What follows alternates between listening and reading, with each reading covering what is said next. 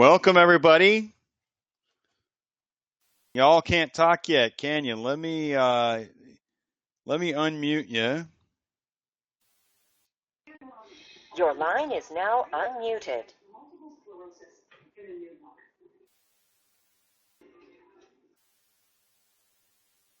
Larry Cash is on mobile. That must be Johnny's brother. Yeah. Well, we're getting some feedback there, but welcome. I'll just mute Larry, but I know y'all can hear me because I can hear it coming back out of Larry's mobile phone there.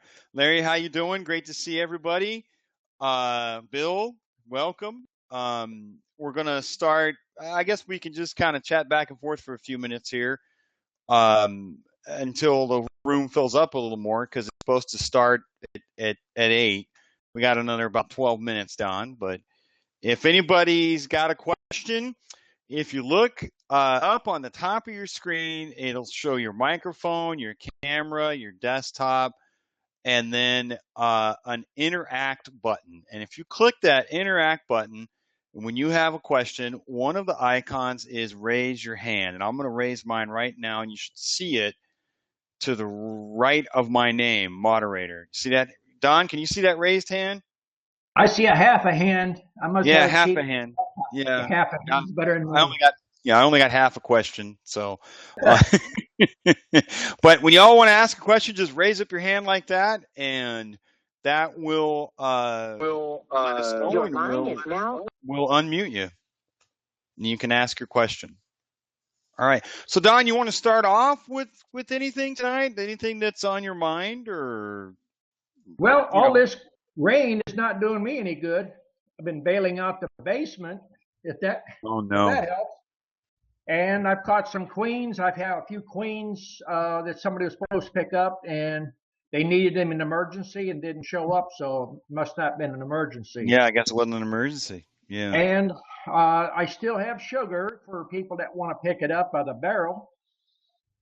So we're selling a little sugar. We're buying it in large amounts so that we can take care of our local beekeepers.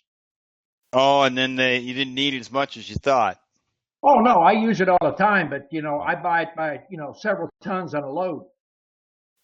So do you get it in powder form, liquid form, or both? I don't use liquid form because there's no way you can tell what the ratio of water is. I only buy cane sugar that's dry, and I buy it in totes, which is a 2,000-pound tote, and we usually get 6 or 7 at a time. So it's like a big plastic cover. It's not really a barrel. It's a big bag is what it is. It's a 4 foot by 4 foot by about 4 foot high, and it comes on a pallet, and it's got 4 big drawstrings, which we got a big loader out there. We pick it up and put it into barrels. Your line is now on. Well, that's awesome. Well, Don, I have created an entire list. I probably got 14, 15 questions here. So if nobody else got a question, I've got plenty for Don that I've been thinking about and running into. Your line is now unmuted. How do you raise your hand again? Bill? Yeah, go over to the top of the screen. And then there's a interact with a person's outline. Left click that and then hit raise hand, and then we'll know you have a question like that. That'll show us you have a question. Your line is now unmuted. What's your question, Bill? Go ahead. Well, my question was, I was watching a video earlier, and a guy was talking about his queen was marked red, and I wasn't sure what he was talking about by that.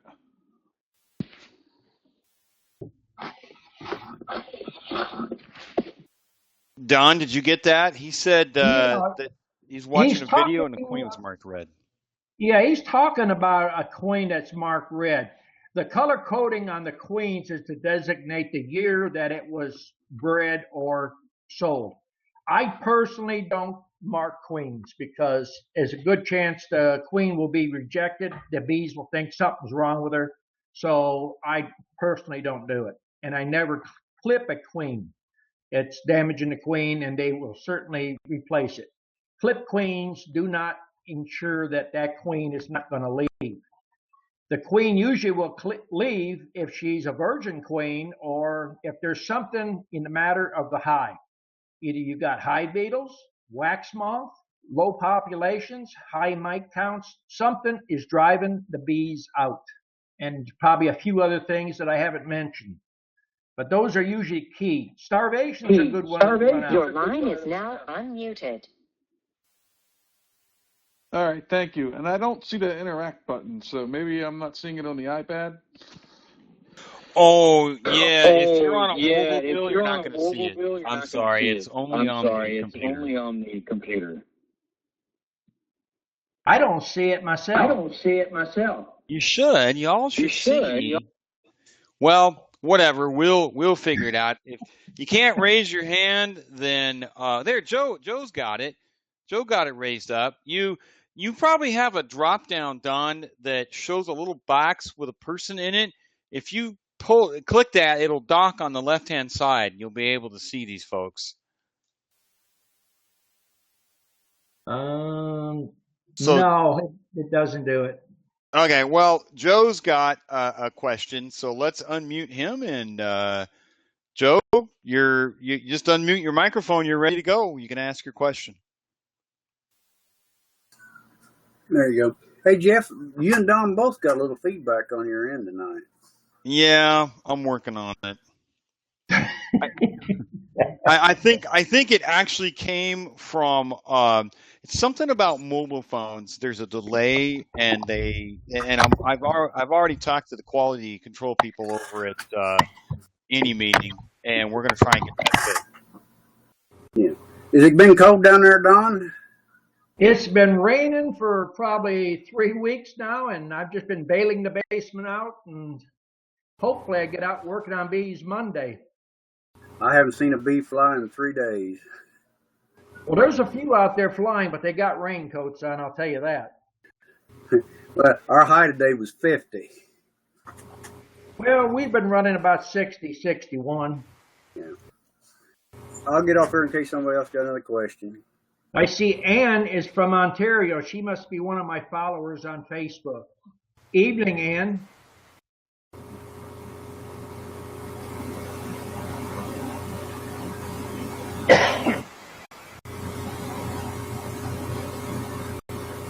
Have you noticed my shirt where it says Fat Bee Man?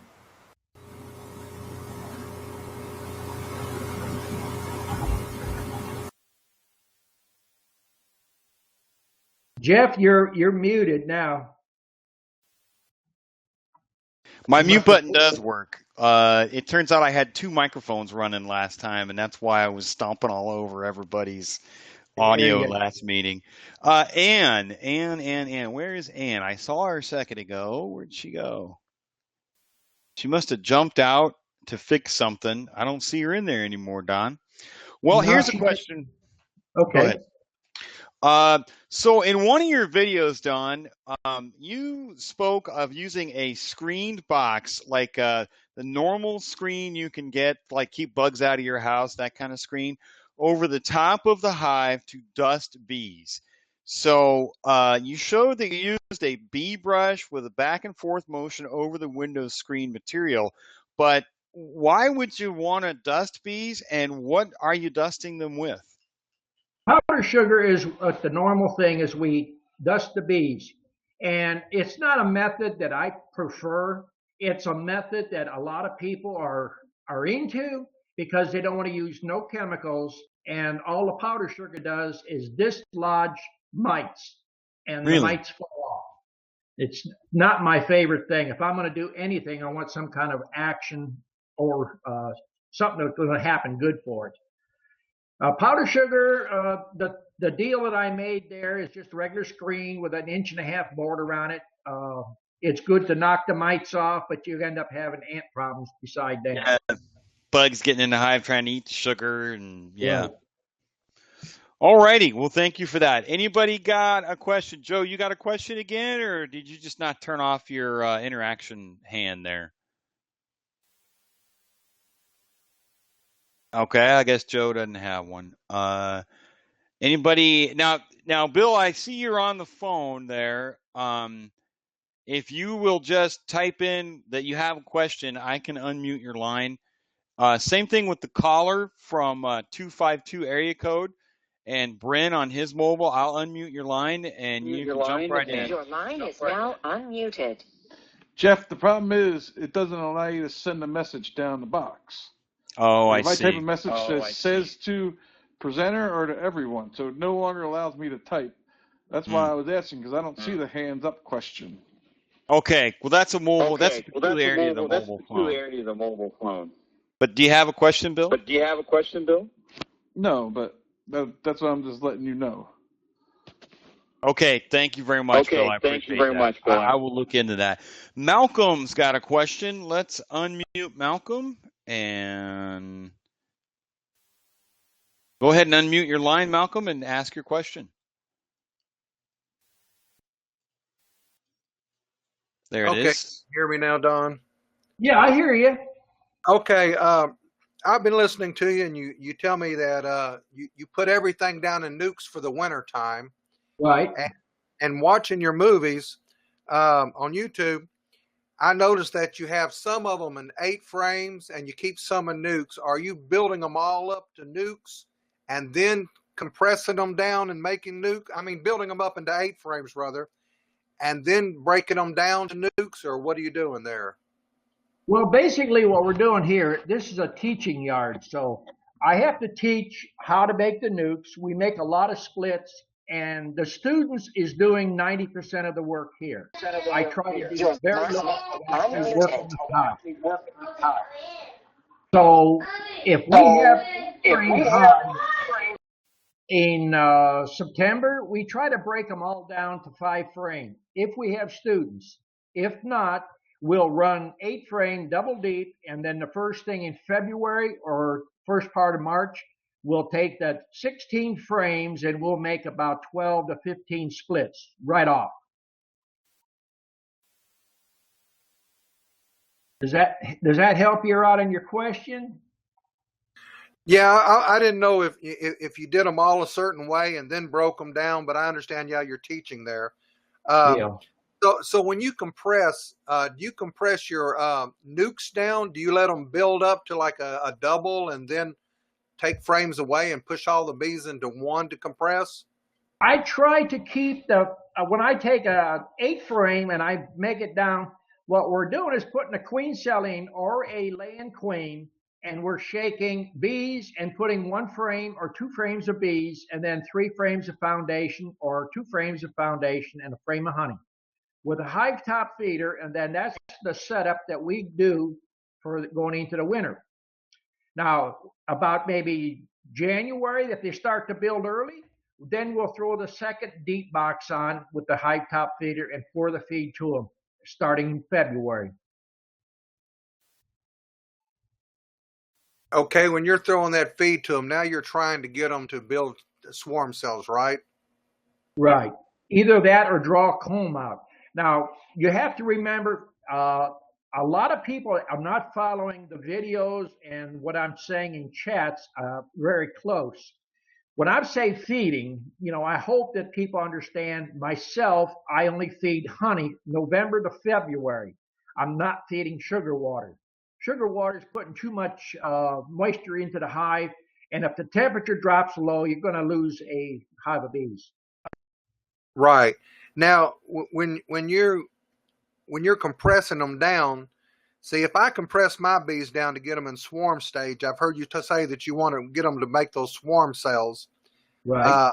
If I see swarm cells, usually my hive is already swarmed. So do you compress them down and take the queen out after a while so they think they're going to swarm, or you catch her before they swarm, or do you just? I let the queen in there, because if you remove the queen, you're automatically going to start losing production. Those bees focus on making queens. They don't focus on hauling in any more nectar. But if the queen's in there, they'll just keep hauling it in, storing it, and then once they start getting where they're too compacted or overcrowded or honey-bound, then they start making lots of cells. That's the whole trick about it. That's the beauty of not removing a queen from a nuke or a 8-frame hive or even a 10 frame hive. But don't you usually lose that queen on the swarm? Well, if you're going into your hive every 14 days, there's no way that hive is going to swarm on you. Because, if you are not sure you can spot it, go in there about 12 days. Because from the time you do a complete inspection, from the time that egg is laid, that's 16 days before that queen is going to hatch or emerge. Then it's going to be another day or two. So if you're going through every 12 to 14 days, you're going to catch her before she swarms or she hatches out on all the new virgin queens. It's a matter of running the hives and going through them. Okay, now this is my last part of this question, so I get this whole ideal down, this principle. Okay, you're going through your hive, you see they're making swarm cells. Do you take those cells out now and put them into another hive to let them take care of, with maybe like a queen excluder to keep the other queen from coming up there and getting her? Or do you go ahead and take this queen out and put her in a nuke now? No, you let the cells get what we call a ripe cell or a totally closed cell, and it's going to get a little bit light on the end. Then you know that queen is about to hatch. At that point, you can either cut the cell or you could take the whole frame out and transfer it into another nuke, shake some bees in it. You always leave the queen in the original hive. Okay, thank you, Don. Okay.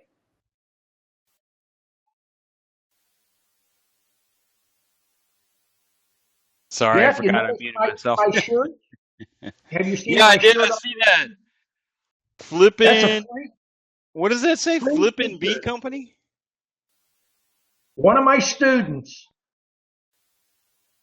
I have students from all over the United States. They buy my T-shirts. I wear them when I do the videos. I do them when the chats. I get free T-shirts. They get a little plug.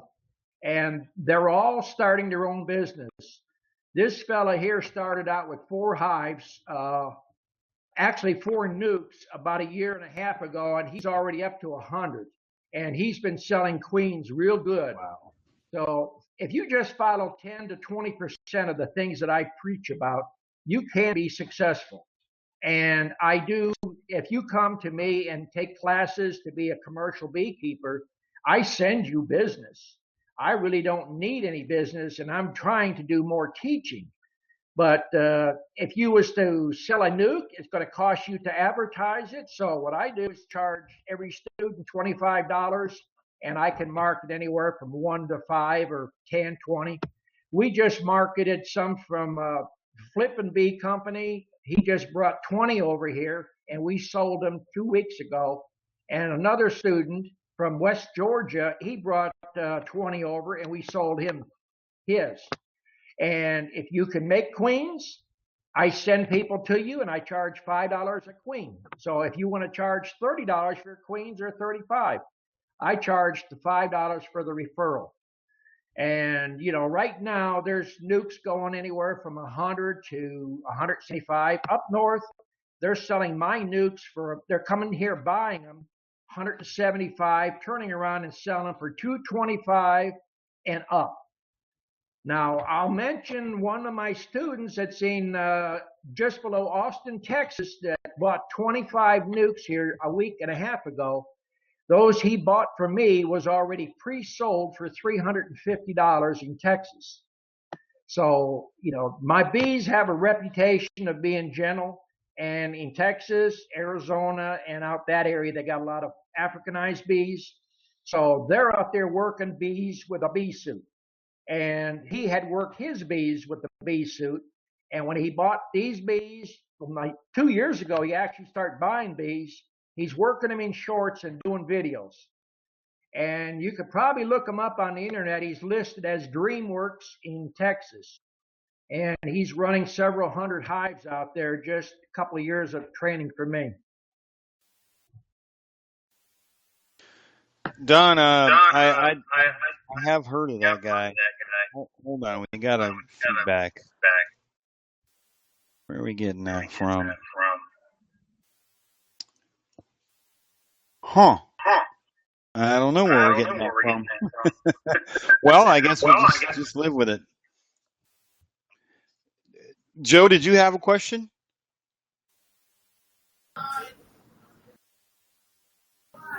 Yeah, Don, Go ahead. you hear me?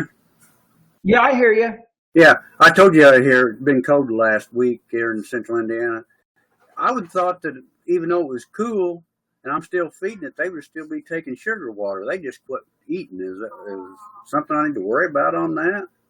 Well, if they're not taking sugar water, I wouldn't put a whole bunch out there.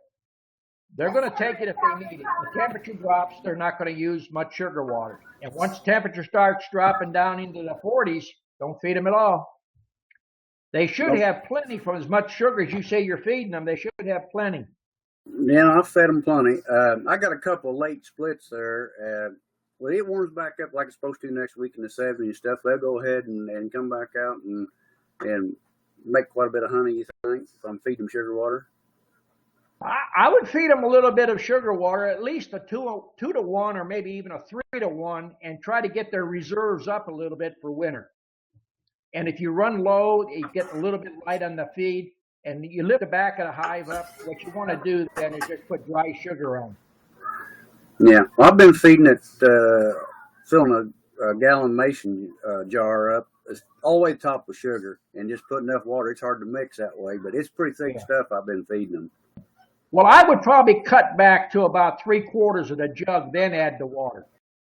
You're going to get a little bit better mix, and it's going to stay mixed better, unless you've got an agitator in there to agitate it for a while. Now, I've been putting it in a blender and mixing it.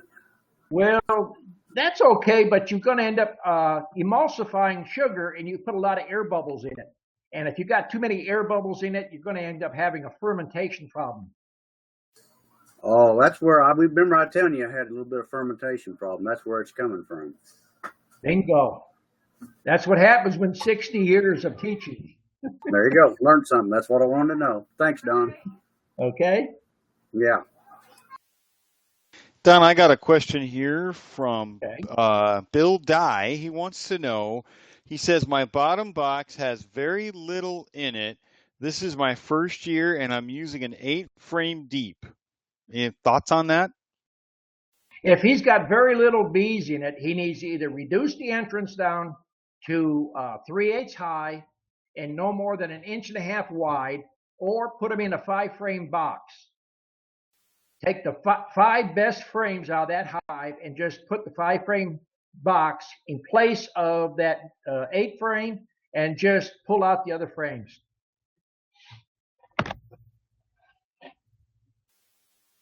But there has to be a reason why they're so low. I would think he's probably got a lot of mites. Has he treated for mites? Bill, can you just type in your answer to that? If you can't get your microphone working, just type it in. Don wants to know if you've been treating for mites, and I'd like to know what you're treating with. Are you using the strips or some other method?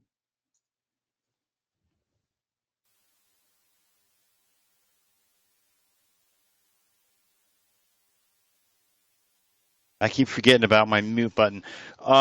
Let's ask another question while we're waiting on Bill to get back to that. So in a video, I saw you cutting wax out of frames with a dull steak knife, and I think that's great. It just cuts, kind of forces its way through rather than ripping it. So, but what if I just took the whole frame and put it down to get the wax out of it? Just boil the frame and collect the wax once it cools. Would that work, or would I just end up with a goopy mess? Well, first of all, if you put a whole frame in there, you're going to have a really large kettle. And I'm using about a 20 or a 30 quart kettle myself, and I use 4 or 5 frames maximum. Cut the combs out and put it in there, and put all the way up to the top, about 2 inches from the top to 2.5 inches with water. If you put any more than 5 combs in there, there's so much comb and cocoons in there that you're not going to get all your wax out. So if you try to do a larger pot with the frames, what happens is you're going to lose a minimum of 10% of the wax. because as soon as your wood heats up, it's going to absorb like a sponge your wax.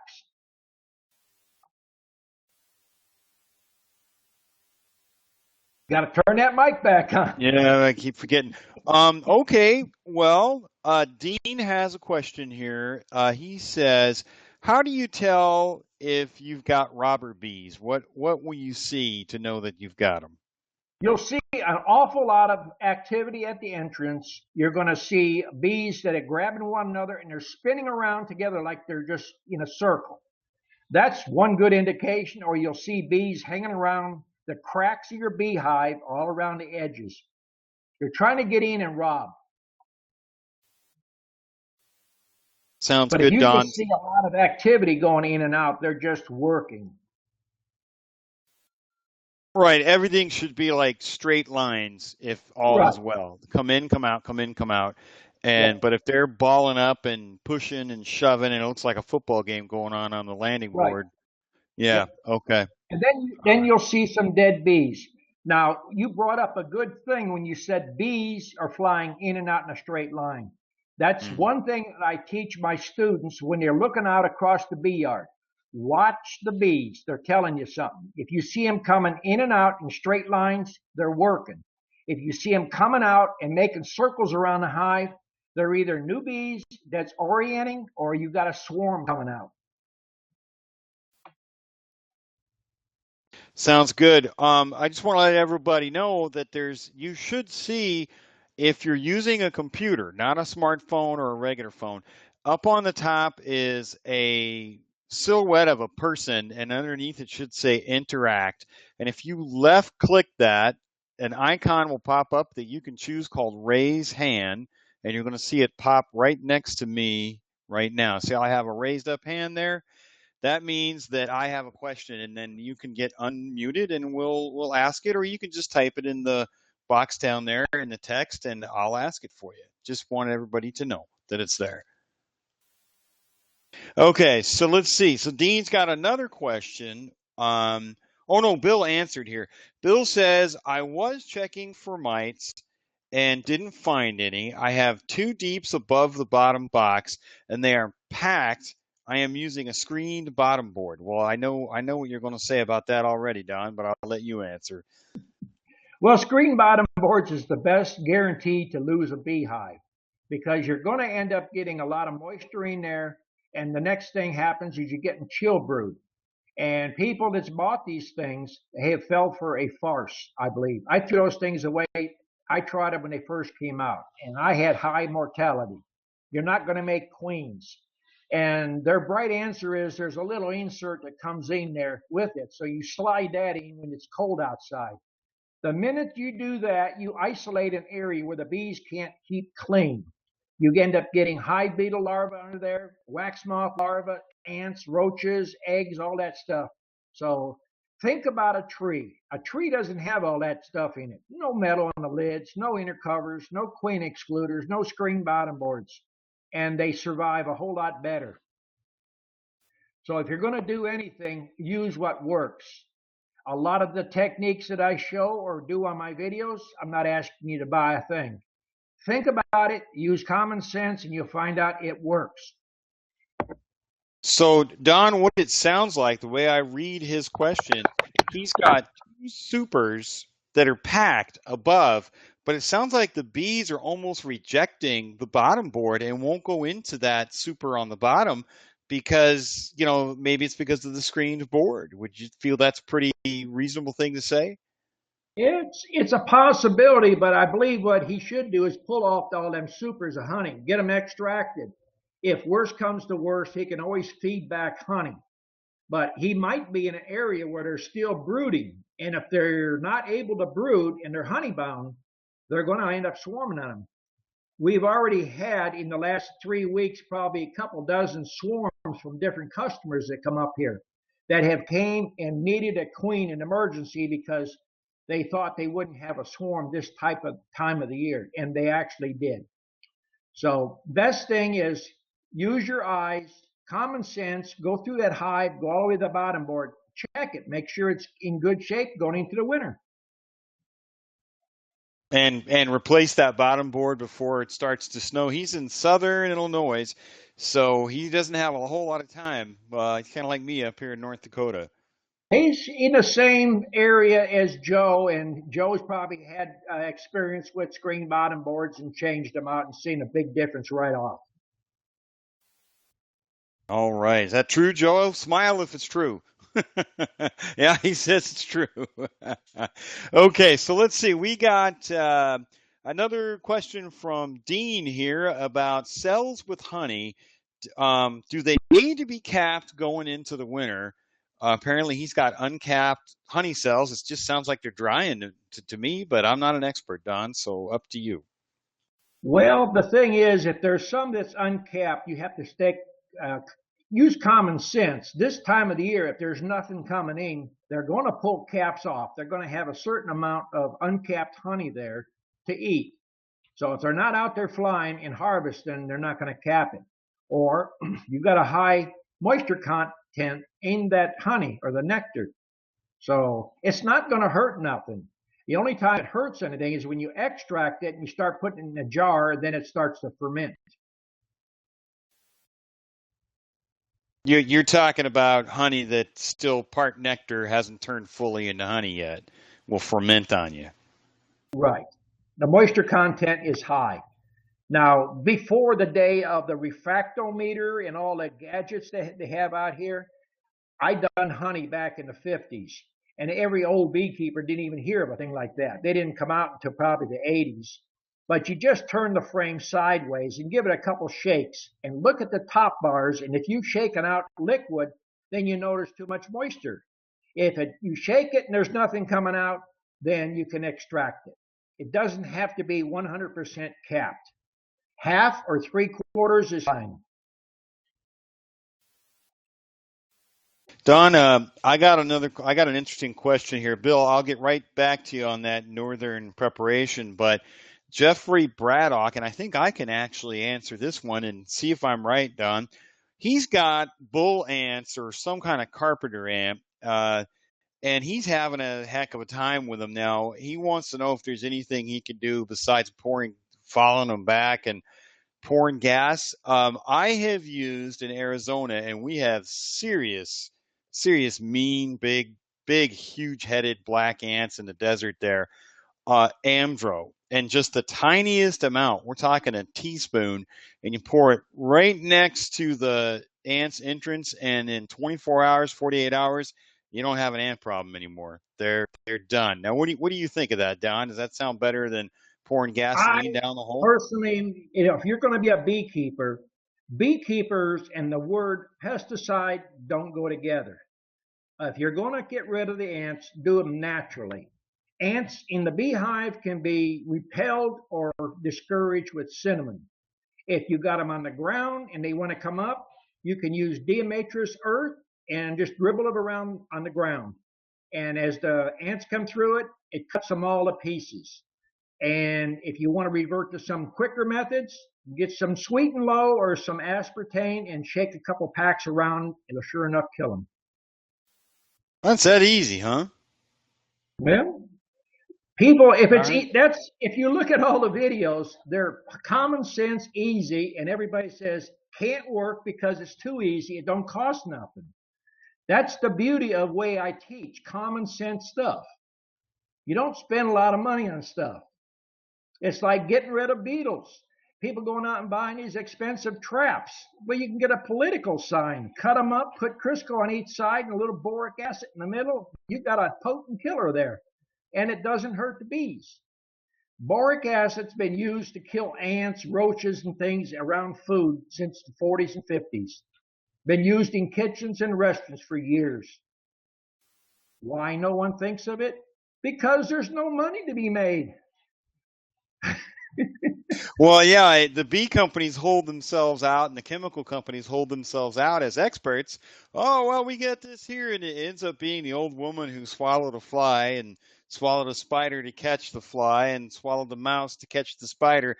And you get one and it causes something else, and then you got to buy something else, and then that fixes that, and it just keeps going until you've swallowed an elephant, I've noticed. So Good point, Don. Got another question here, though.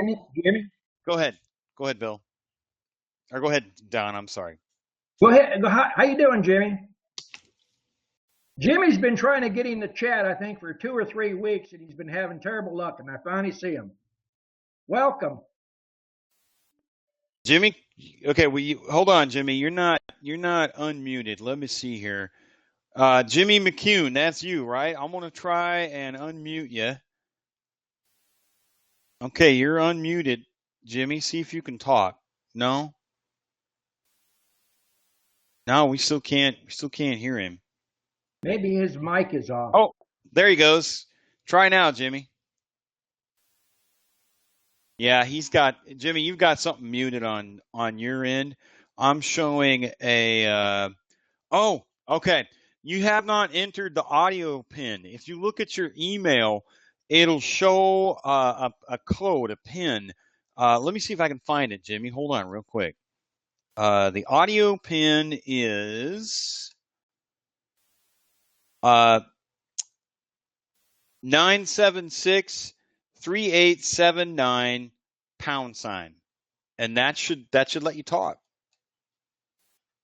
I'll repeat that again for you. Hold on. 976-3879 #.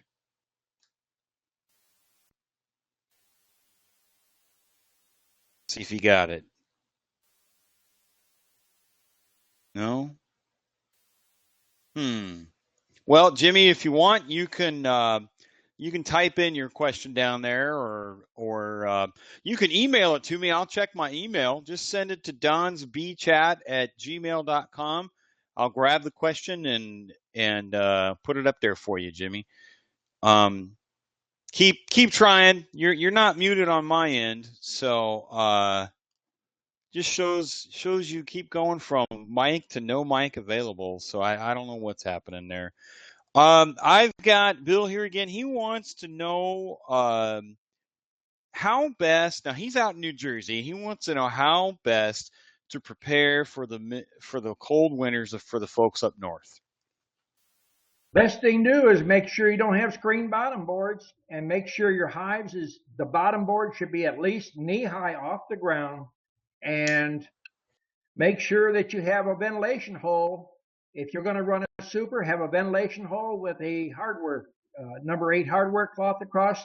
That keeps your moisture out. Be sure you put either mouse guards in, or if you use a entrance reducer, no more than 6 inches wide, 3/8 inch high. And that should be all that you need. I ran hives in cold weather in Ohio, and that was the whole thing I done. Never insulated, never done nothing else. So Don, I had a question from Scott, who said he was going to try and be here tonight, but I don't see him. He's got a question about he's apparently seen the video, but he's just not. It's just not clicking. I know that feeling. It's like, does Don mean 1 stick of butter or 2? I don't really know. Kind of like listening to you cook. You do a great job, but sometimes just people come up with questions. He's wondering how big to make that ventilation hole, and does every super need one on the front and the back, just the front? Where does he need to put those ventilation holes, and how big? Well, I like to use 3/4 of an inch or 1 inch. Those are the 2 sizes that I like to use. I use all the holes in the front of the hive. Now, the one thing you want to make sure of, I've seen somebody post something on my Facebook or one of my sites about putting a hole above the handhold. I made that mistake 40 years ago. And if you're moving supers and you reach down without gloves and a bee comes out of the hole, it's got you on the palm. That's why I tell people always put it below the handhold. That way, if you do put your fingers in the handhold, you're not going to hit a bee. And I like to put them personally myself on every single box I'm going to run all summer. And if I'm running double deeps, I like to have a hole under the handhold on all the boxes I'm running in the wintertime. You have to remember that your moisture is your biggest killer in the wintertime. Starvation is your secondary killer. And you can do something about starvation and ventilation if you use your head a little bit. If you feel there's too much of a ventilation hole, you can always use a cork. If you're using a 3/4 hole, a wine cork works good. I personally, using 100 to 200 hives in a bee yard, I use hardware cloth. And the bees will actually propolize that screen across if it's too much ventilation. So if there's a hardware cloth across the inside, they can't get out to sting you from the hole anyway. It's just straight like a window, like you said, for ventilation. Well, as far as hardware cloth, I like to use them on the outside, and I'm glad you brought that point up. The only place I put them on the inside is on a feeder. I put them on the outside for one main reason is if you're pulling a frame up, you're going to snag the frame. There you go. It's the little things that separate, success from failure. That's why I try to repeat myself a lot without boring people. So one hole under the front handhold, 3/4 or 1 inch with number 8 hardware cloth on the outside would be the answer for Scott. Right. And if he's using hive top feeders, you can use a hole in the back of the hive on the feeder, but you put the hardware cloth on the inside.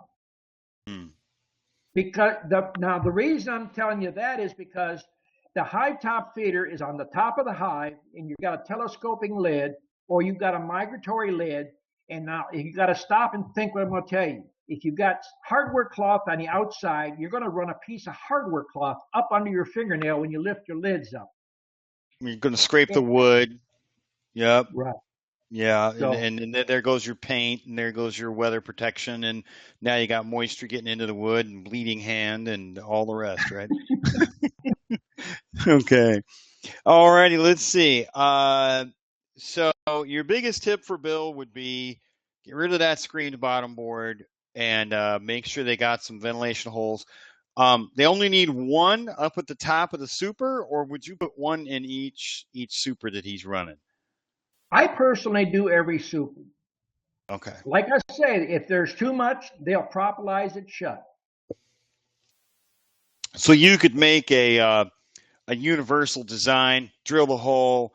Don't worry about it. Now you don't have to say, well, this super has to be on the top, so I got to do this, and just switch them and go, and then let the bees worry about opening or closing the window. Yep. All right. Now let's see.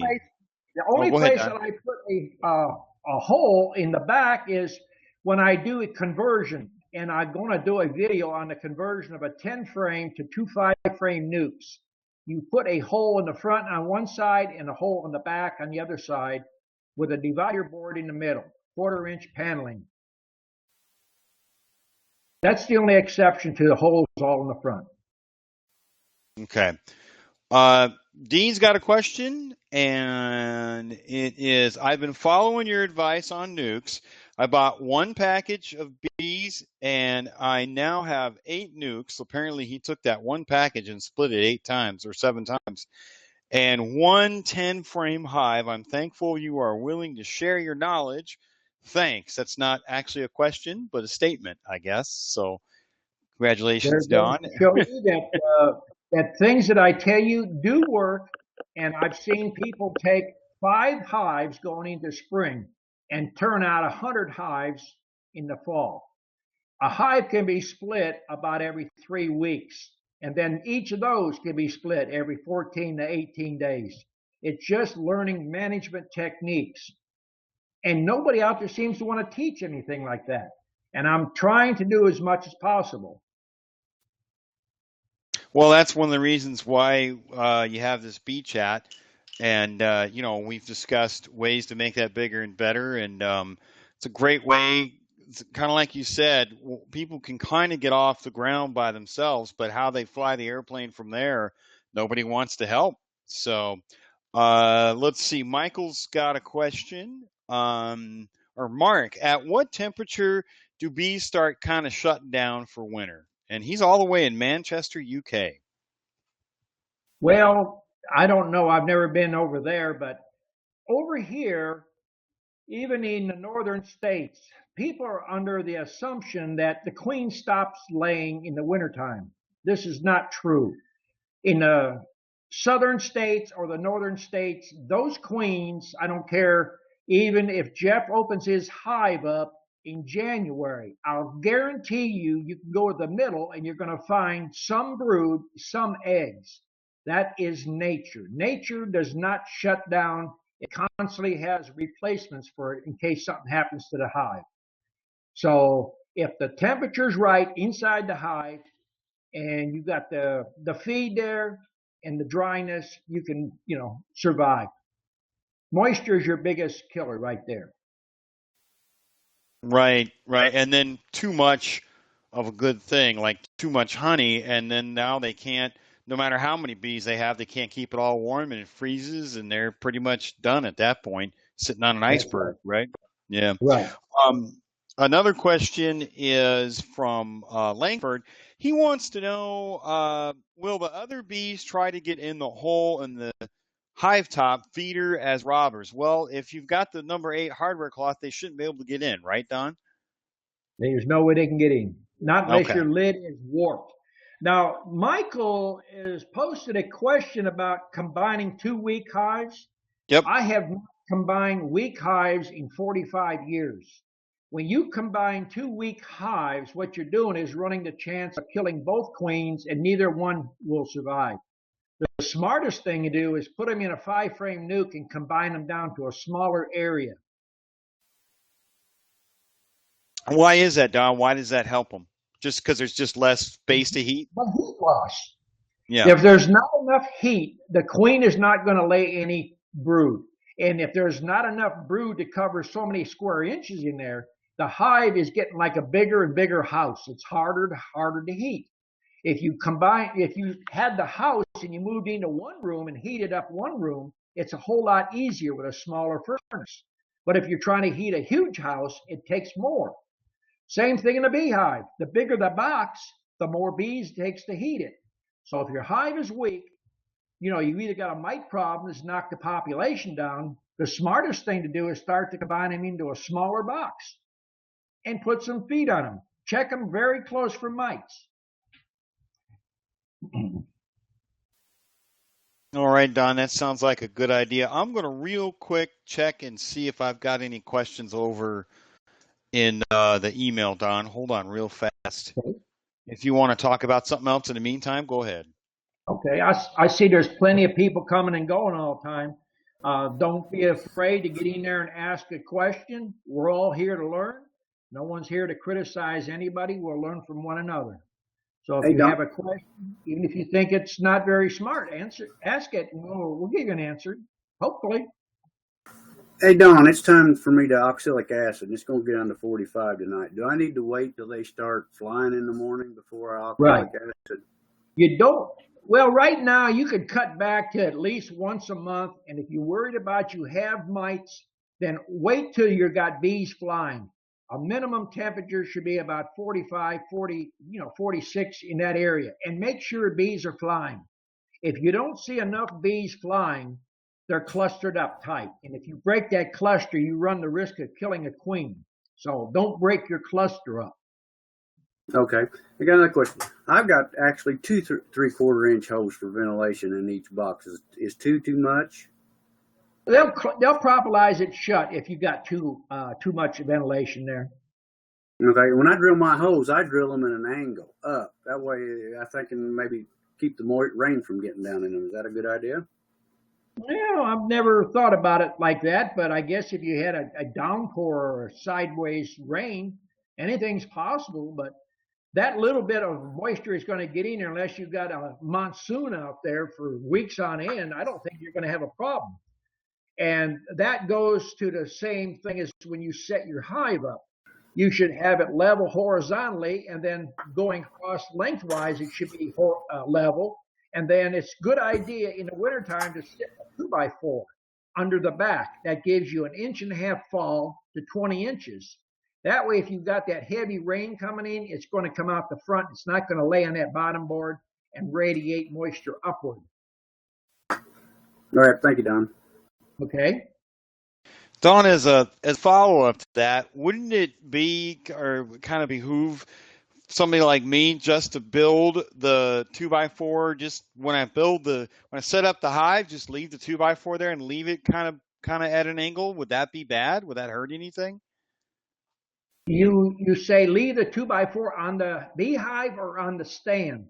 On the stand to angle it right off so that you know what I mean, so that the angle's there all the time. Would that be bad?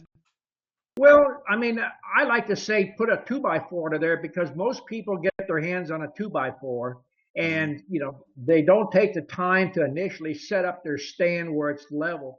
It's not that critical sideways. I mean, you could be a half a bubble off and it's not going to hurt the hive.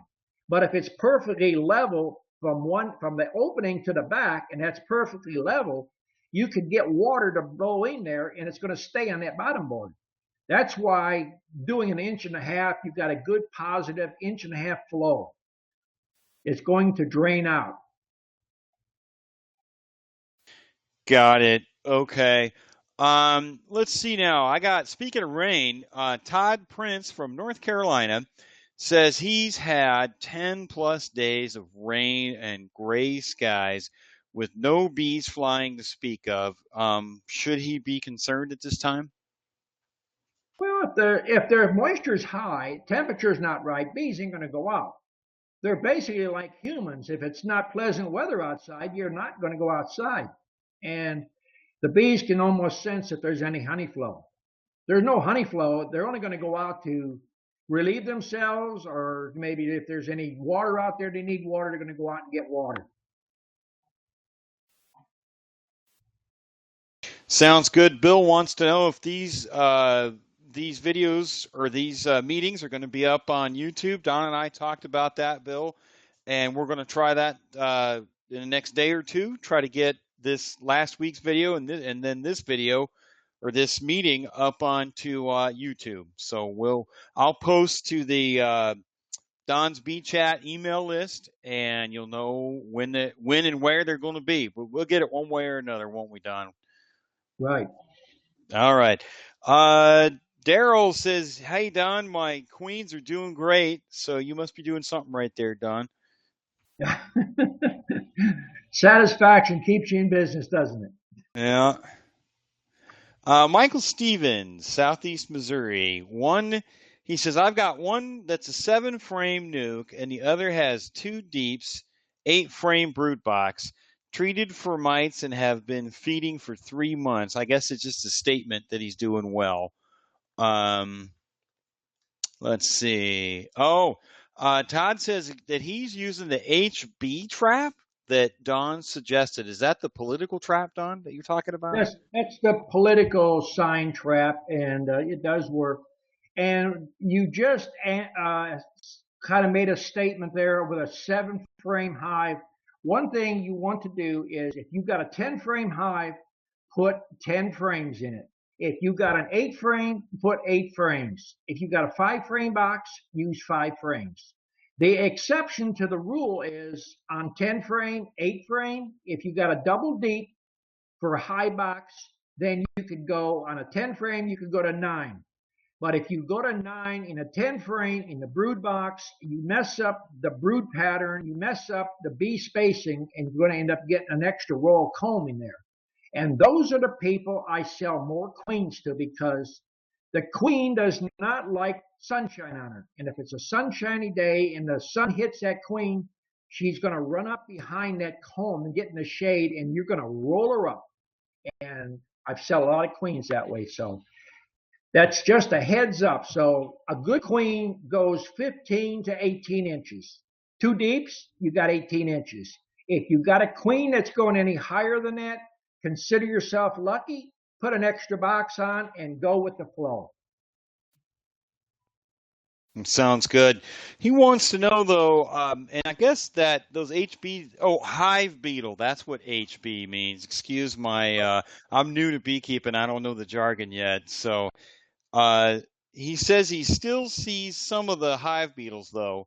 Is there any other treatment he should consider other than those political signs with the Crisco and the diatomaceous? No, boric acid.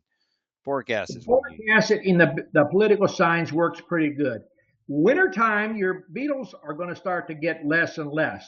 The best thing for that is if the beetle traps is not doing the job completely, do a complete change out, which means take another hive body, stick it in the place of the original hive, and frame by frame, change them out. Check each frame, make sure you don't transfer beetles into it. Then once you find the queen and she's in that new box, then go through the box and you'll find in the back rear corner of each hive, you're going to find a pile of beetles. Then use your hive tool and smash them. But use caution. Don't smash one beetle until you made sure the queen is in the other box, because I have, by mistake, hit a queen. They move about pretty quick. But once you start eliminating your beetles this time of the year, they're not going to be a problem again until about the spring of next year. Now, Don, do you think the vaporizer with the mineral oil might bug the hive beetles too and kind of drive them out? I mean, they can't like being covered in grease like that. Vaporizer is not designed for mineral oil. A fogger is designed for mineral oil. I'm sorry. It burns the mineral oil and creates a fog. Now, it's not going to really do nothing for beetles. Now, I've had students that's had beetle problems and has done the hive beetle or the beetle trap and done the vaporizing with oxalic acid, and they have claimed that it's ran a lot of beetles out the front, and they'll just end up smashing them with their hive tool. And I think Joe has used the vaporizer up there, so he probably had noticed the same there.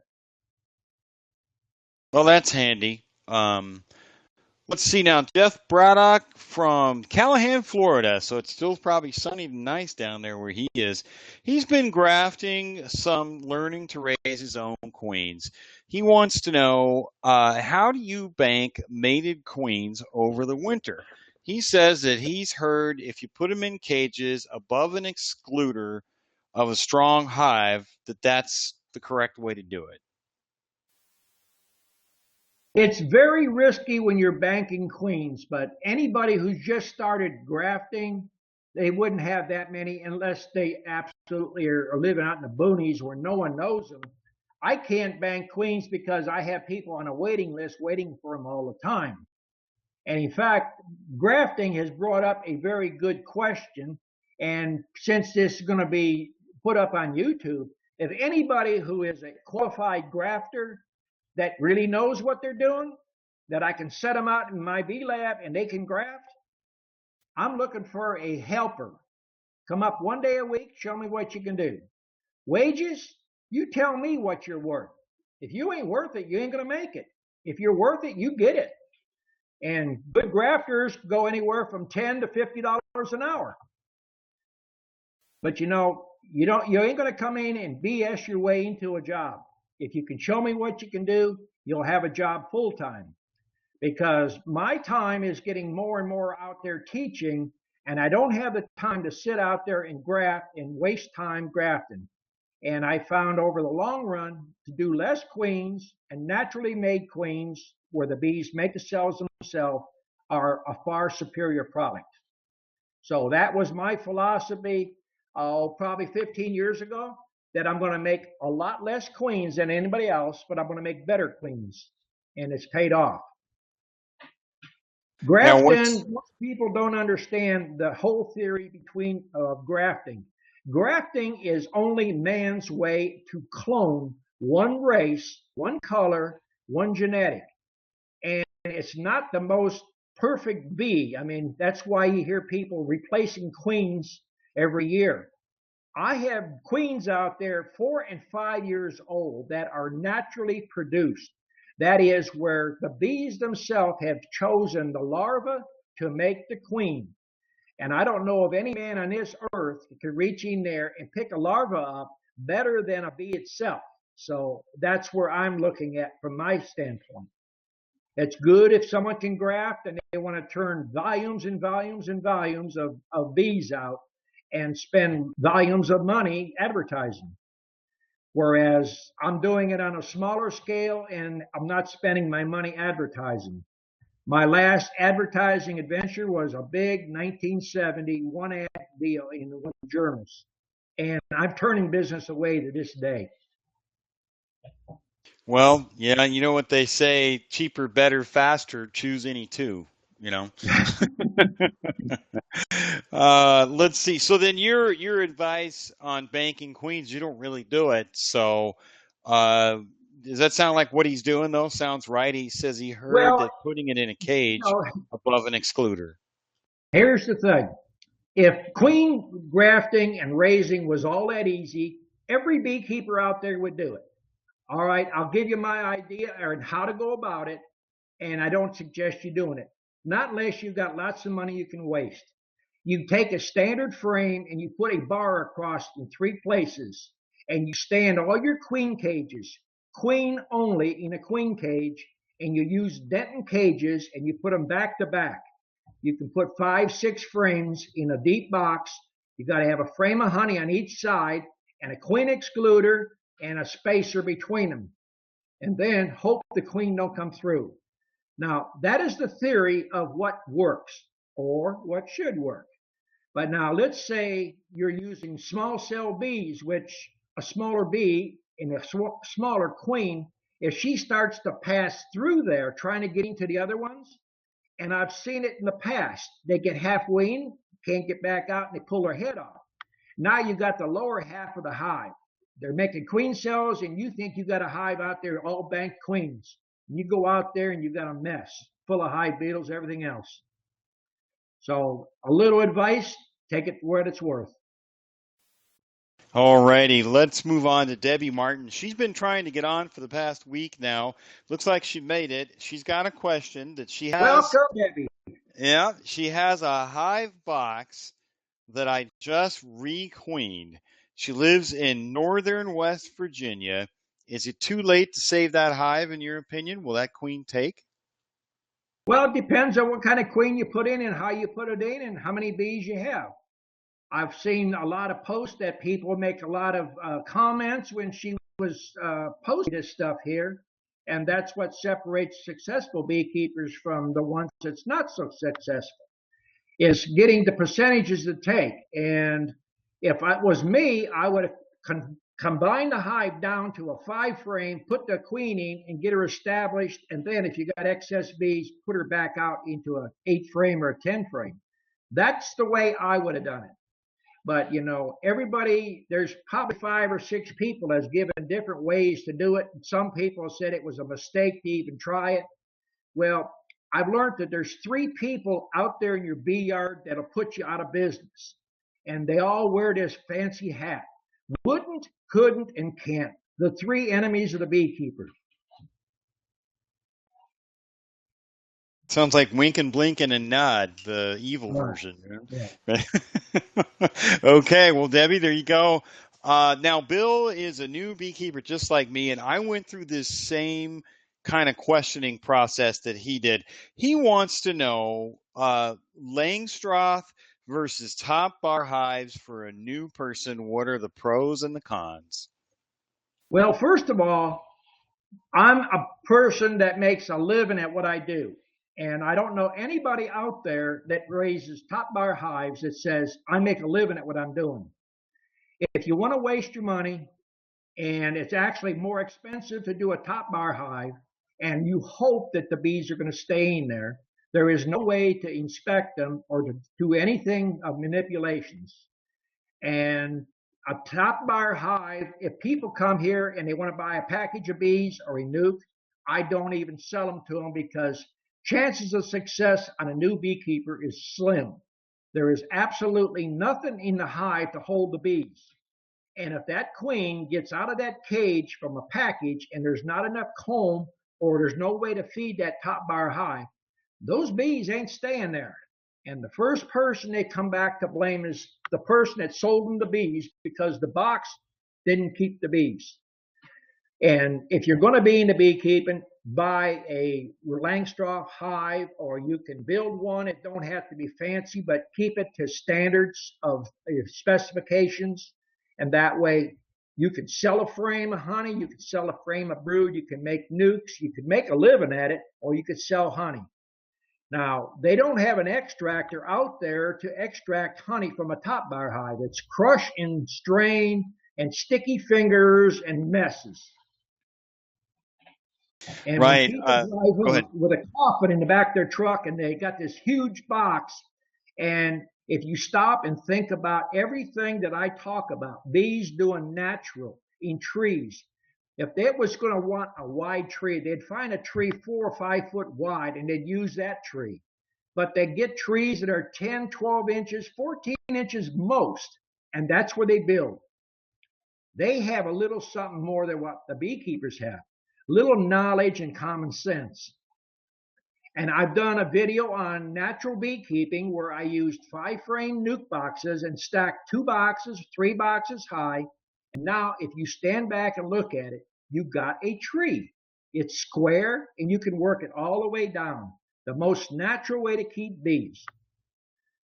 Now, I've done a study as far as 10-frame versus 8-frame, and an 8-frame will outproduce a 10-frame 2-to-1. And anybody out there that's got a 10-frame hive, and they tell me that they work those outside frames, they're either a very good liar or they know something that I don't know. Because the only way they're going to work those outside frames is by you manipulating, putting them from the outside and moving some from the inside to the outside. They don't expand wide. They go vertically.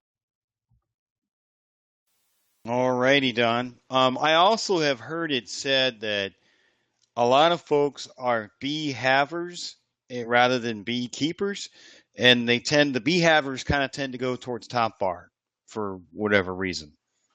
Well, if some people got more money and they could keep buying bees, I run across that in the last 15, 20 years.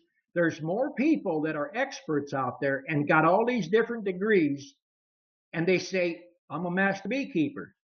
If you're a master beekeeper, why are you here to buy a package of bees or buy queens?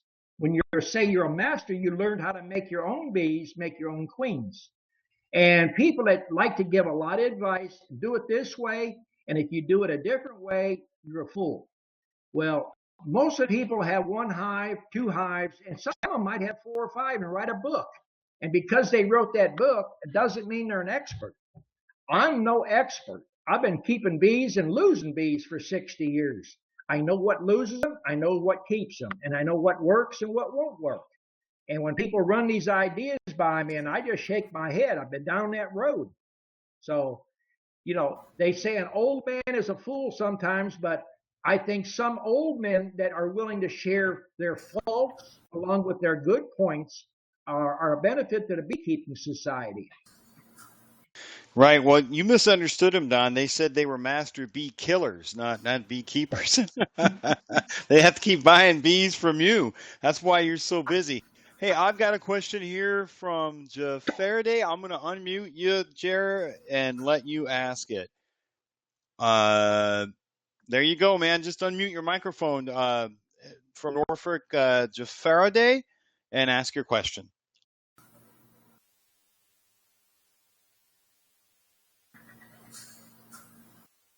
Go ahead, we're waiting.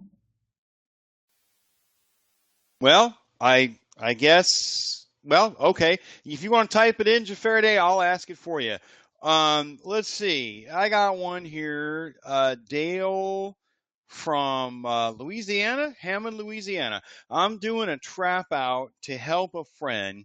I want to take away the bees weekly to minimize the bees in the area. So now, I guess my question is, what's a trap out, number one? And what would be the best way to combine these bees with another hive? He wants to apparently do some kind of a trap out, take the bees away weekly, and then put them in with another hive. That's what he's asking. Okay, a trap out is usually where they put a screen over a tree opening or a house opening where bees are going in and out, and they're trying to keep the bees from going back into the house. But when a person says they're doing a trap out on a weekly basis and they're going to combine it with another hive, bad move. If you're going to do anything like that, you need to have a nursery bee yard, because first of all, if you've got any money at all invested in your bee yard and you trap out these bees and they have some type of disease, foul brood, European foul brood, any type of disease, you're contaminating all your bees. And on a trap out, you're never going to get the queen out. The queen is like the captain of the ship, last one out. So, there's no way. The only thing that I would suggest if you're going to do a trap out is to set some beehives out there in the spring, because the area of the hive where they're at in a tree is limited. And the bees are going to do the two things that I keep preaching: multiply, store honey. Springtime, they're going to have a terrific buildup. They're going to have overpopulations. They're going to swarm. That's the best way to get them. Then you'll get a queen or several queens coming out at one time. Now, that one I would still put into a nursery yard until you've had time to check the brood. You want to look at the brood. That's the only way you're going to tell if you have disease, not by looking at the bees themselves. Nobody I know can look at a bee and say, it's got foul brood. So you need to look at the brood. If the brood is healthy, the queen looks good, everything else looks good, then take them to your main yard. All righty, got another question here. Todd wants to know, he completed an inspection today, and he's still seeing a few capped drones. He's down in or up in North Carolina, and he wants to know, is that normal to see capped drones this time of year, a few? Well, capped drones are for swarms, and also if you have old comb in there, that's, I've done a video on old comb and why you want to change it out. Now, when you have hot weather, new foundation in there, and the bees start bringing too much honey, the cells start to stretch. So the queen is only going to be able to use them for either drones, or the workers will use them for storing honey. Now, old comb should have 10 to 20% maximum drone comb. Anything more than that, if you're not raising queens, cull it out in the springtime. Get you some new foundation. New foundation is the key to success. Or put a starter strip in there. Let them draw their own comb. Sounds good. Got a question from Bryn in Athens, Georgia. He says it's been raining for 10 days. Just like everywhere else out down there in the south. Bees were out like crazy, bringing in lots of pollen on our one sunny afternoon. And he says, my question is, I want to convert my screened bottom boards, so he's got the screened kind, into wood ones. Is it possible to convert, or do I need to start from scratch? He says, I have minimal tools. And then he thanks us for the new chat. He says it's way better than the old Google Hangout.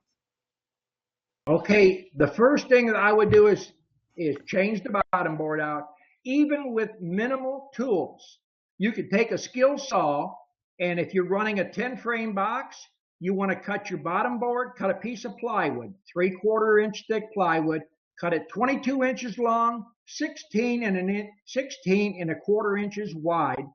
Take you some 3/4 strip, 3/4 by 3/4, and put it around 3 sides.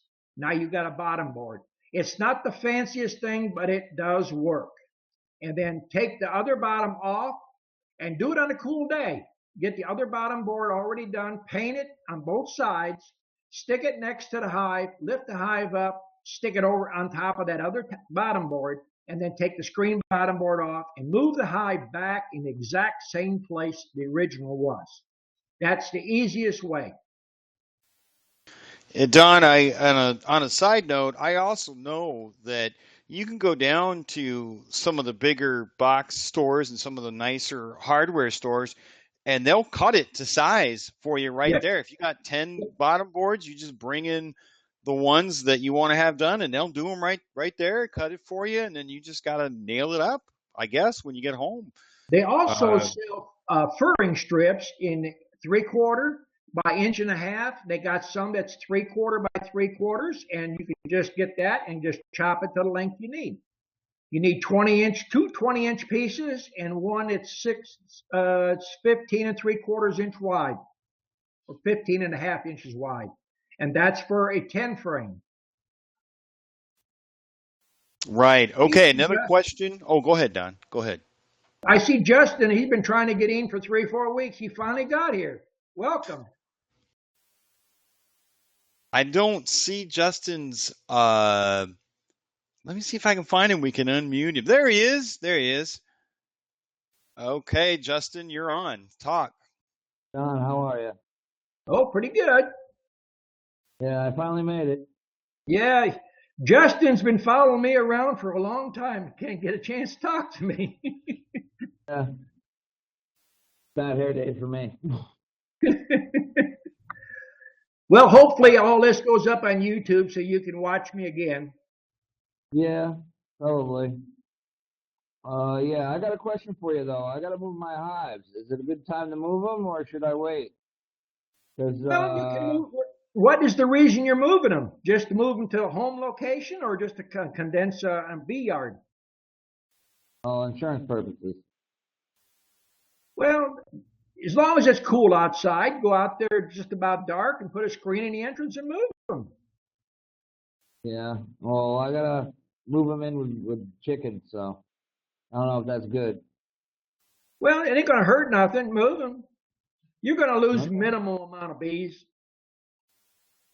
I'm just worried about them. That's all. Too much invested, you know.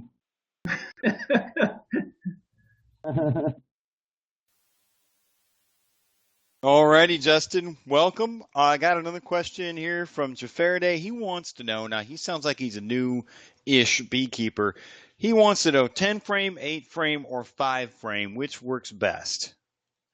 Well, the two that I would suggest would be 8-frame hives or 5-frame. I don't suggest anybody using 10 frames for a lot of the reasons I've already mentioned. They don't work the outside frames.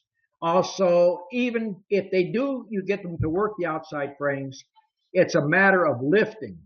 And bees build vertically better than they build horizontally. 8-frame will outproduce a 10-frame. It's a whole lot easier. Whether you go all mediums or whether you use deeps and mediums is strictly up to you. If you're going to sell medium nukes or deeps, then you use both. If you are kind of handicapped, have a bad back, then I would say go all mediums, 8-frame. And a lot of women do this way because they only have one size frame through the whole bee yard and one size box. They don't have to look for one size box to fit this one and that. So each thing has an advantage, a disadvantage.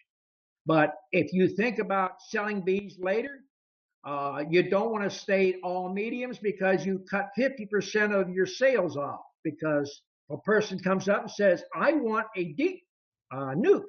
And all you got is mediums, you've lost sales. And also the other way around. You know, there's a lot of people that can't find medium nukes. I sell a lot of medium nukes in the spring, and I sell a lot of deeps more in the fall. So there's a lot of new beekeepers that listen to different forms, and mediums is the only way to go, and deeps is the only way to go. Everybody's got their own opinion, what works or what they like and everything. So the thing to do is, if you're a new beekeeper, is think ahead. Are you going to do this as a hobby, just a few hives? Or are you going to do it for honey and have a dozen or two? Then start making those plans now and either go with the 8-frame or go with the 5. But I would think twice about a 10-frame. If you're thinking about doing a 10-frame, find somebody that's got an empty 10-frame. Take 2 8-inch cement blocks, put it inside the beehive, and then staple the bottom or put a bungee cord around it or a strap, and then lift it up. That's going to give you an idea on how much weight you're going to be lifting when you want to pull honey.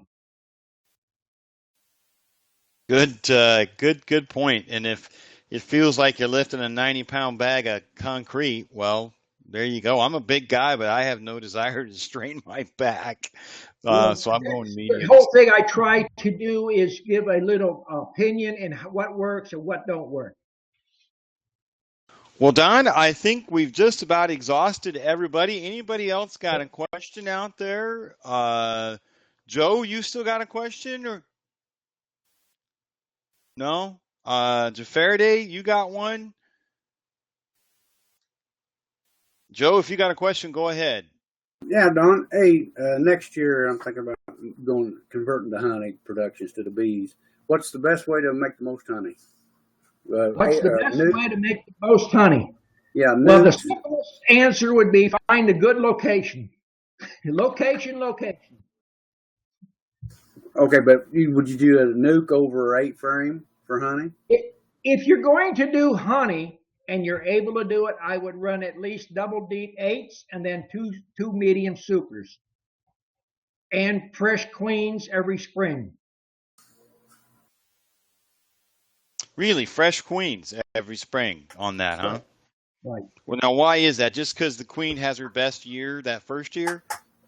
No, actually, it's the opposite. The queen actually does the best the second year, but it also limits the amount or the chances of swarming, because when you start getting a lot of honey in there, go back to the two principal things I keep talking about: multiplying of bees and storing of honey.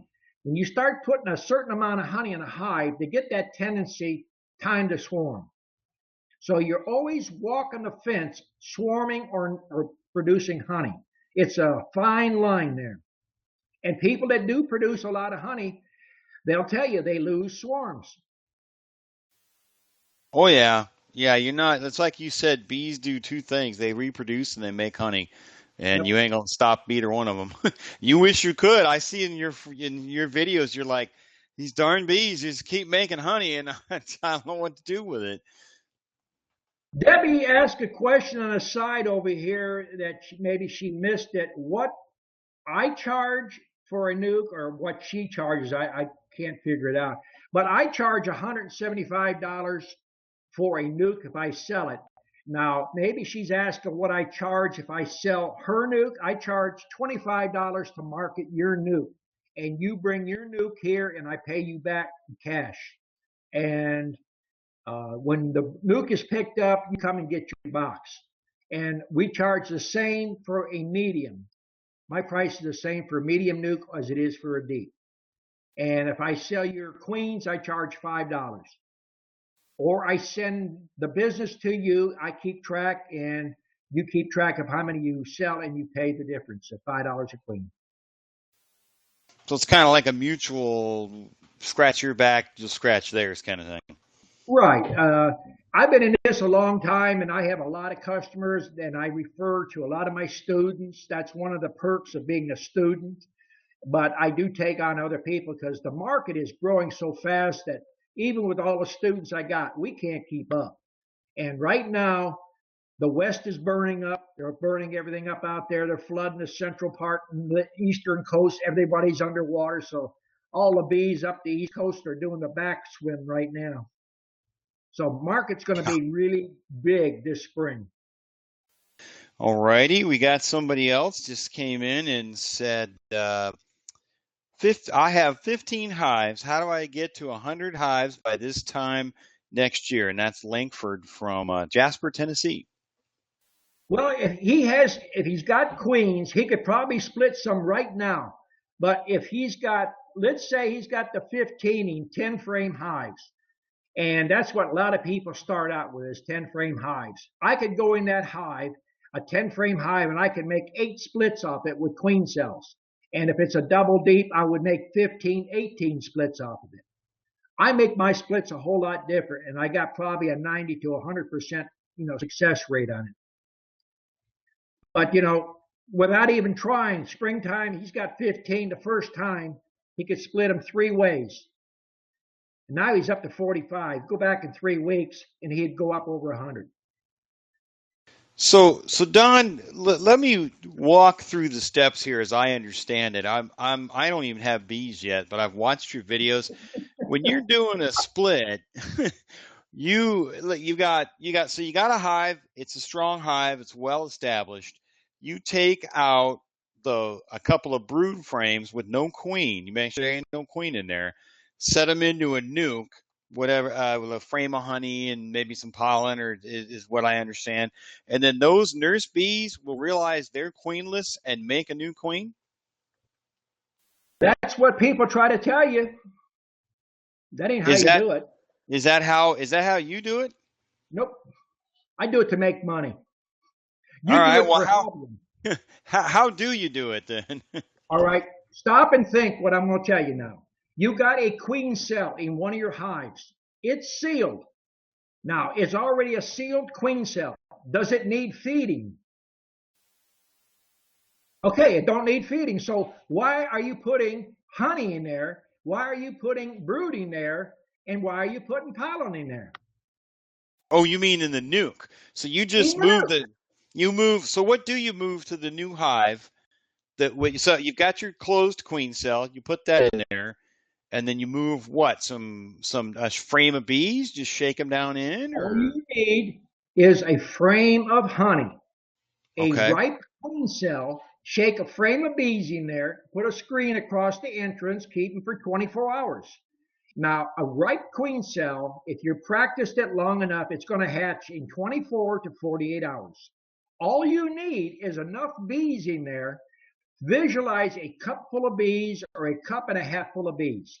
Enough bees to surround the queen cell to keep it either warm or to keep it cool.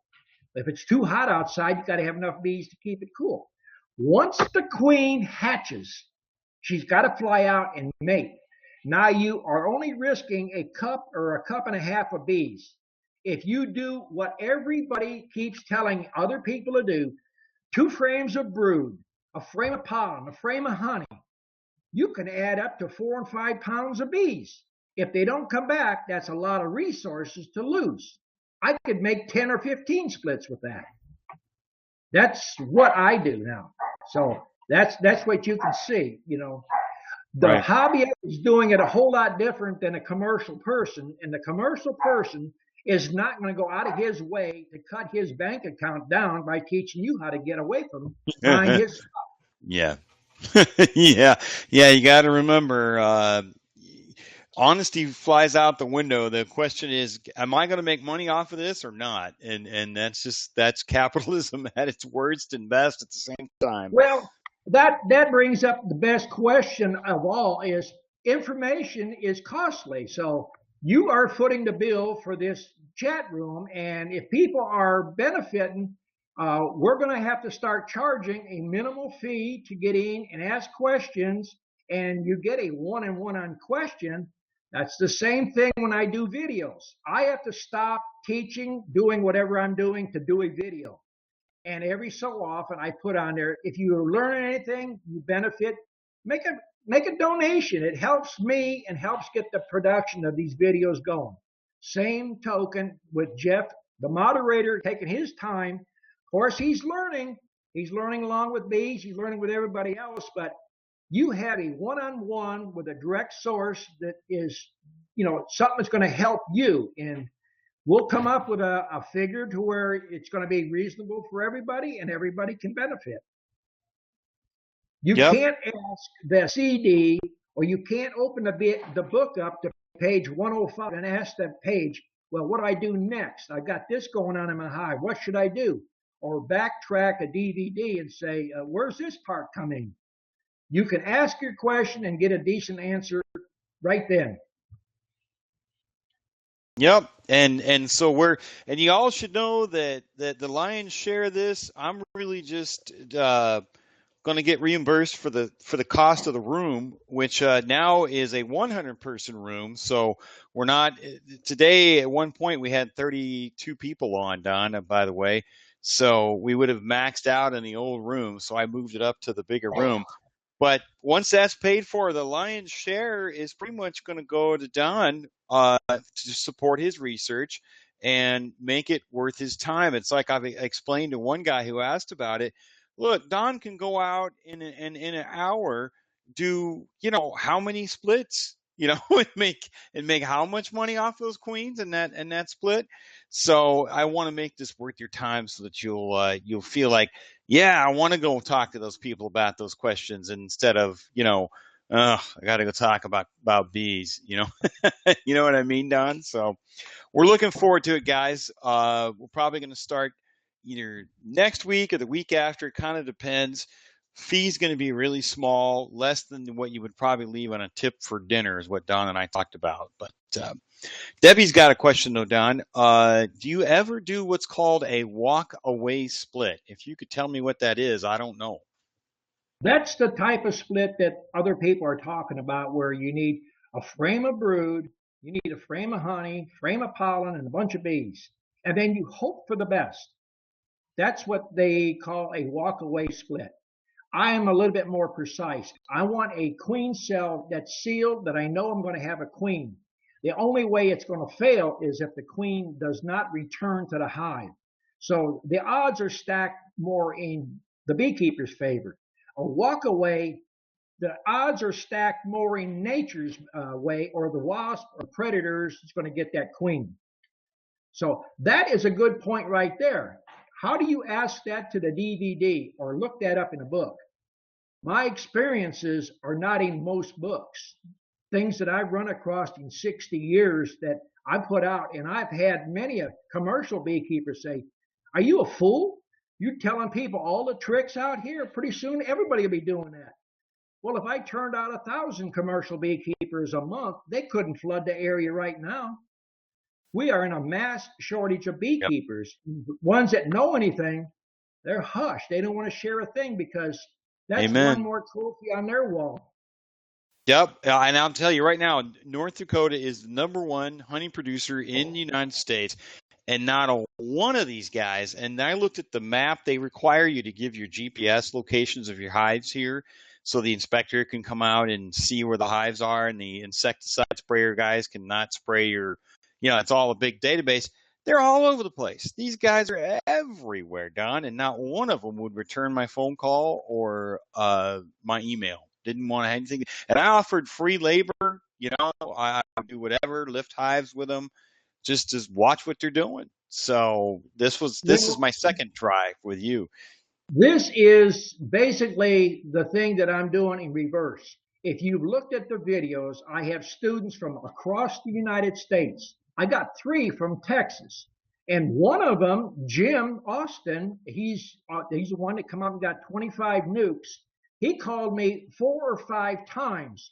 And if you doubt me, I'll give you his phone number.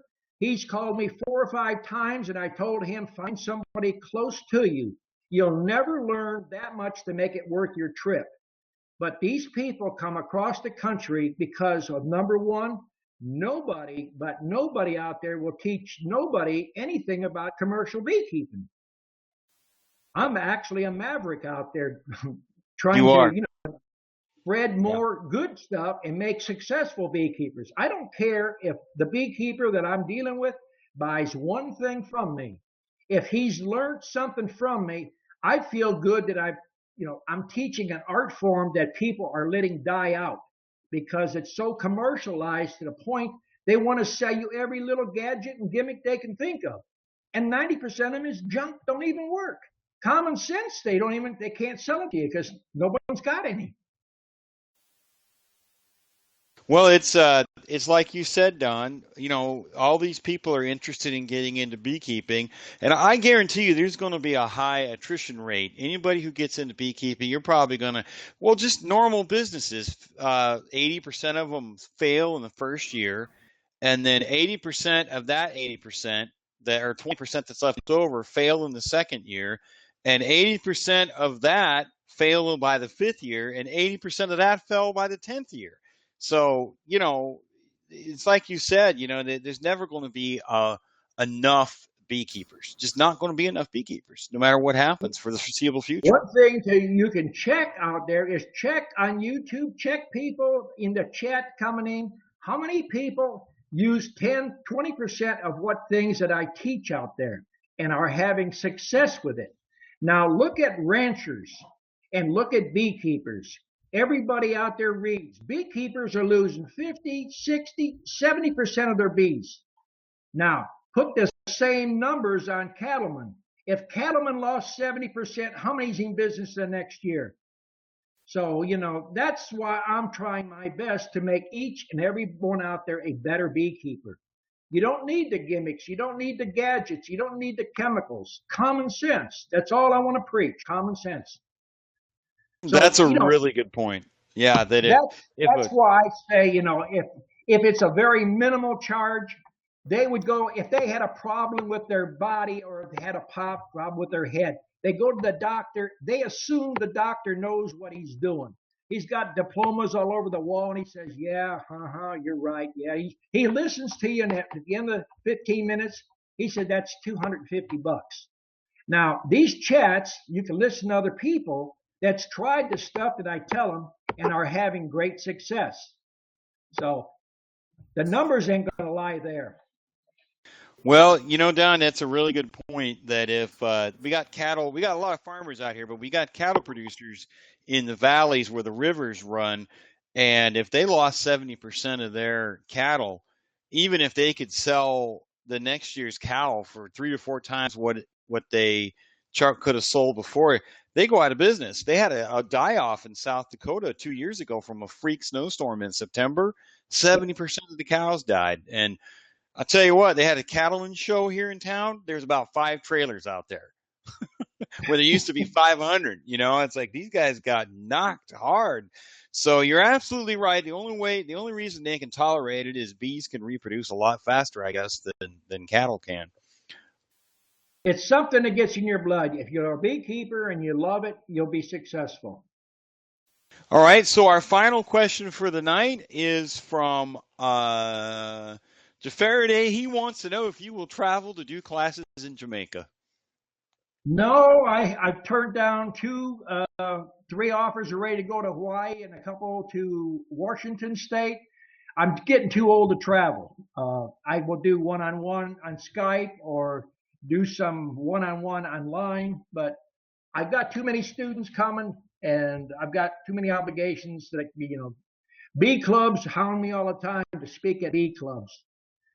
I guess everybody don't have the common sense. They all got PhDs after their name, but no common sense. Well, my brother has a bunch of degrees, and I can tell you some about him, but we'll leave that out. So Joe wanted to know, how is he going to pay for the fee? Well, the way this is going to work is you'll get you'll be able to go through PayPal, and you can use a credit card, a bank card. You pay the $5, and then the great thing about this software is it will automatically return you the link that is unique for you. It's serialized, and only you can use it. So there's no way anybody can cheat you, and you can go straight in. And we've been talking now, Don, for what, almost an hour and a half. So it's been a good deal. I think it'll be a good deal for everybody all around. It's either going to happen. If no one PayPal, and as long as they get back to me, it probably won't happen by next Saturday. But the Saturday after, we'll probably go to the pay format. And then there's one more comment. Justin Martindale says, I've been beekeeping and not having good luck. And he says that he's learned more from Don than anyone else. And I think that's true. One other thing, I've read a whole bunch of books, Don, trying to get, as much information as I can. And one of the things that you fly in the face of is that bees will make more bees. The queen will keep laying, and they'll keep that brood warm even in the winter. They swear that the bees that are made in like August, September are the bees who go through the whole winter and into the spring to colony back up and running again. I've had people tell me straight to my face. Well, there's some truth to that, but the question was brought up: does the queen actually stop laying? The queen is going to reduce the amount of eggs and larvae that she's producing, but it's not going to be like it would during the summer or spring, massive buildup. It's for replacements. Just the natural attrition rate, so they can keep the hive warm and keep the moisture out of it, and just the normal housekeeping. In case something emergency would happen to the queen, hive would tip over or something, they would have stock to replace her with. That's nature's way. That's a really good point. I never thought of that because you're right. If she's laid an egg and it hasn't got to 3 days yet, it's feeding on the same jelly that the queen feeds on when she was a baby. And they can always go, whoops. And it's like you said, they know in hours, minutes when the queen is something wrong with her or she's dead. They get that signal right away. And I had a question for you, then I'll let you go, Don. I know it's late. So years ago, I pulled up next to this abandoned car. I was getting ready to I was out of work and I was doing scrapping and I was going to scrap this car. Well, it had a beehive in the wheel well.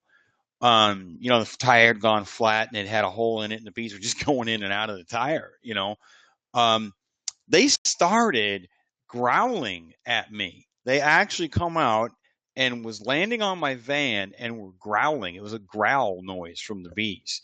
Any thoughts on that? Must have been bulldog bees. Must have been, because they were not happy with me being there. They were like, and I got the message right away, and I got out. They didn't have to sting me. You might have had a lot of drones in there, but bees don't make that type of noise. It was pretty scary. Yeah, Jeff, I got a comment. Sure, go ahead. Yeah, you're talking about learning from Don. I started out at the end of May with a box of bees, knew nothing about bees. Nothing. I followed everything Don said. I turned that box of bees into 12 hives, and the reason there ain't more, I'm tired of building boxes. Yeah, that'll wear you out. Well, Don, I guess that's it. Okay. We'll see y'all back here next week, guys. If you're not part of the bee chat list, and you'll know the schedule ahead of time of what Don, if he's going to be gone, Don, you're going to go on vacation or, it's Christmas or something. We'll send out a notice that there won't, that either there'll be a bee chat and you'll get the link, or there won't be a bee chat, and we'll say meet us back here on the 5th or something like that. Oh, he's got his tea tree oil. Justin Martindale's got his tea tree oil that you recommend, Don. Yep. I guess we have followers that do listen. I guess so. All right, guys. Same bee time, same bee channel next week. We'll catch you then. Thanks for everybody coming in and watching, and we'll see you next week. Appreciate it, Joe. No problem. Bye.